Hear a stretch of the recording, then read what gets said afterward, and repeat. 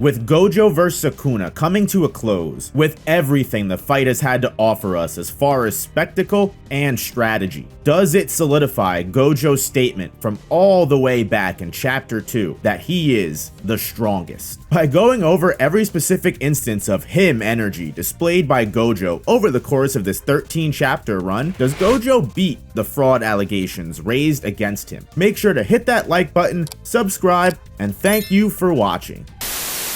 All the way back from the start of this clash between the two strongest sorcerers of their respective era, Satoru Gojo was actually the first of the characters to catch a huge amount of flack by taking advantage of Utahime Iori's solo forbidden area and Principal Gakuganji's amplification technique. Satoru Gojo is able to reach a fully maximized buff of 120% and fire a hollow purple that ripples through the city and destroys Sukuna's arms, and straight up just deletes Orame from the story apparently. When it was revealed that Gojo's strongest attack, even buffed, couldn't reduce the King of Curses to ash, the community was quick to turn on the Honored One and say he had no chance. But amongst the discourse, Gojo Satoru was actually displaying his first aspect of why he's the strongest sorcerer. We'll get into plenty of other reasons, but one of the first signals of Jujutsu excellence was the reveal that every innate curse technique actually has a certain ritual and chant that coincides with its power. Similar to Kido from Bleach, this sermon can be skipped in exchange for a reduced percentage in power, basically meaning that most, if not all, sorcerers are fighting with a nerf, whether because they're just not aware of this fact or they choose not to use it, as seen in Sukuna's case. We see hints of this aspect of sorcery with Angel and Hanakurusu, who also seem to chant her technique's hymn amidst attacking Sukuna. But this isn't even compared to Gojo, who seems to have not only separate rituals for each application of the Limitless, the way he abuses this condition to power up already conjured attacks or take advantage of critical situations in battle is unmatched. But more on this later. As Gojo and Sukuna finish their warm-up and get down to the domain expansion clash, one of the interesting things to note about a barrier battle between two ascended beings is it's not a simple test of will. Normally, a domain clash comes down to whose domain is more refined, usually coming down to the more experienced or higher potential one of the two. But when each fighter's territory has been honed to its maximum form, even despite the initial disadvantage Gojo faces by having Sukuna's open barrier be able to strike and shatter Gojo's from the outside due to its extensive range, when the two actually are locked in a stalemate, it becomes completely neutral ground. More about interior domain combat in a second, as I want to focus more on the condition switching of the domains right now. In total of Gojo vs Sukuna, we get 5 clashes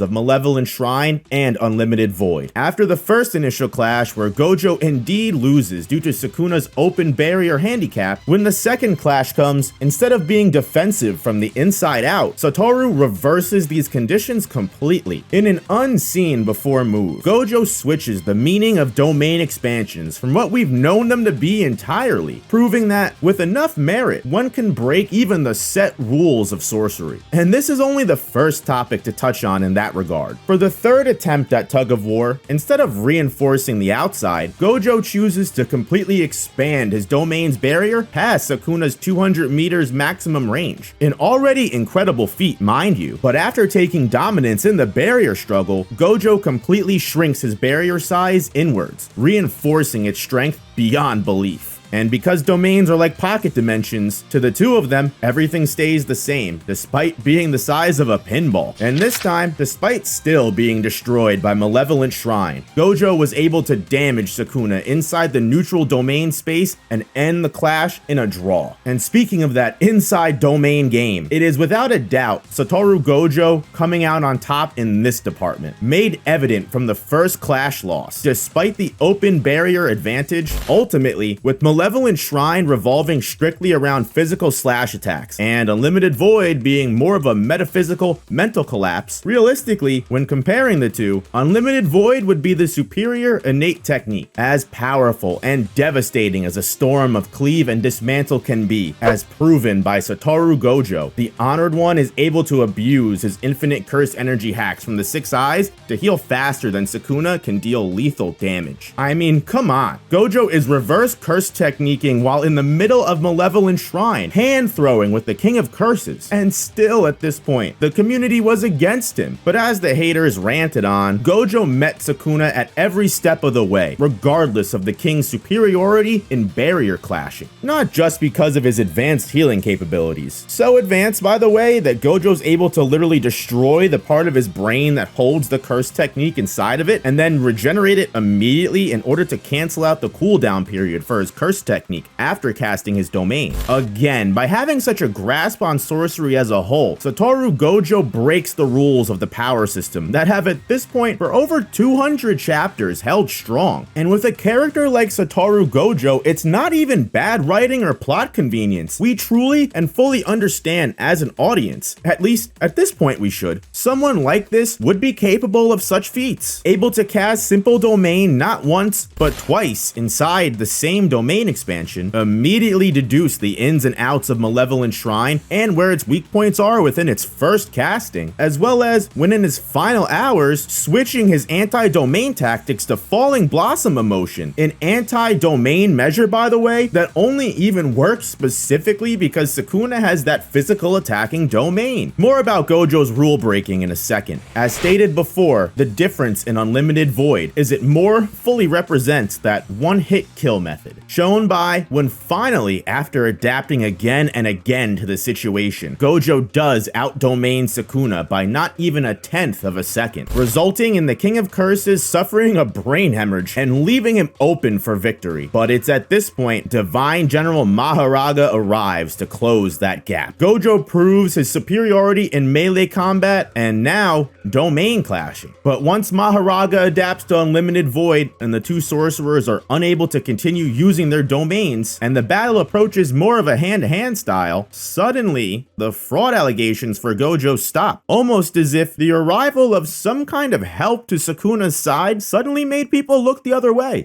Look what they need to mimic a fraction of our power.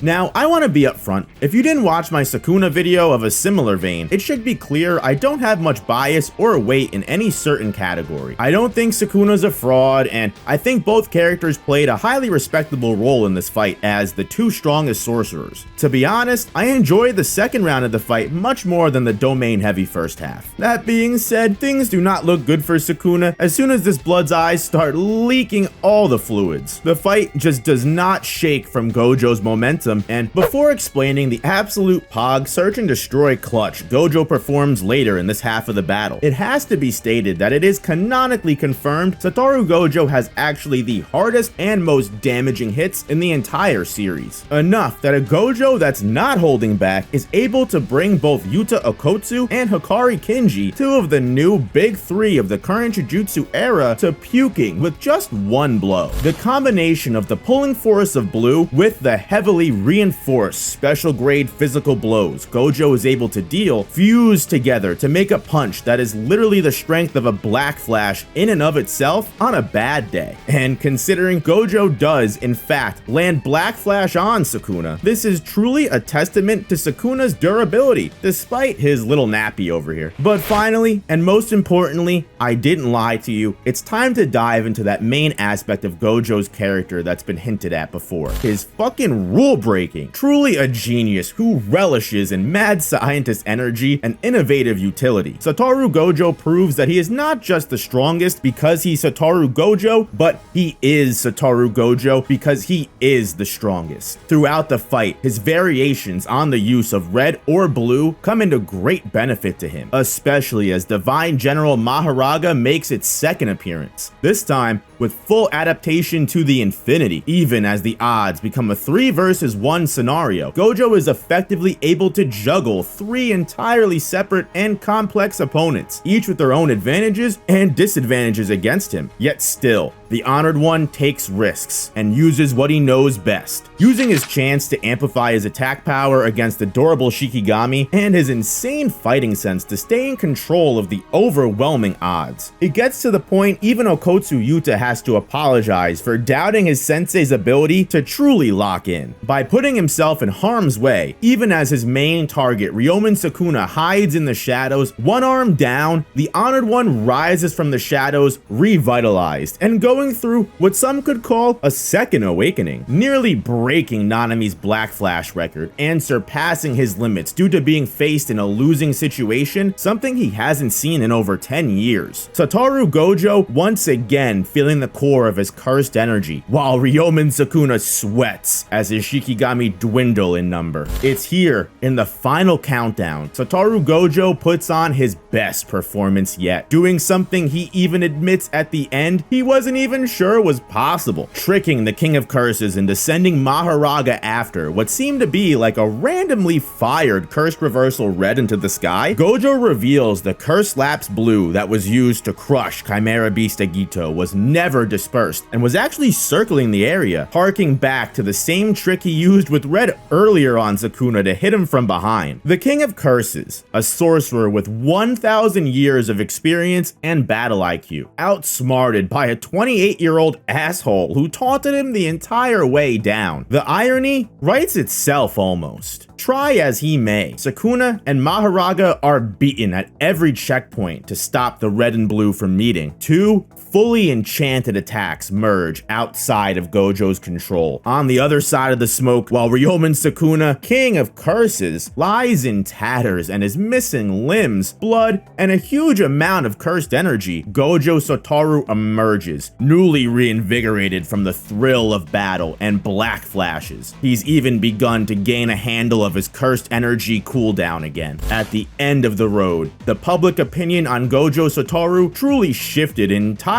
from where it began. From Gojo is cooked because his strongest move couldn't do shit to no matter what Sukuna threw at the Honored One, Gojo had an answer for it. And no matter how risky or on the fly his strategies may have been, when in a sorcery fight, a battle in the marketplace of trickery, conning, and wit, Satoru Gojo truly is the superior one.